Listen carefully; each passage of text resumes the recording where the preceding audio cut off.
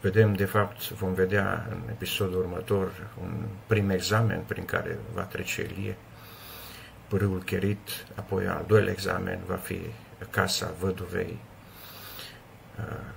pentru că așa cum Dumnezeu, atunci când are ceva cu noi, ne trece prin aceste examene. El era conștient, Ilie era conștient de toate aceste examene.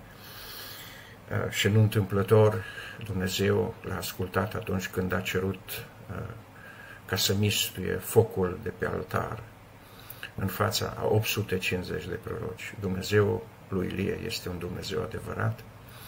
Nu întâmplător, Dumnezeu l-a ascultat atunci când s-a rugat să vină ploaia și ploaia a venit, cu toate că se vedea doar un nor cât o palmă.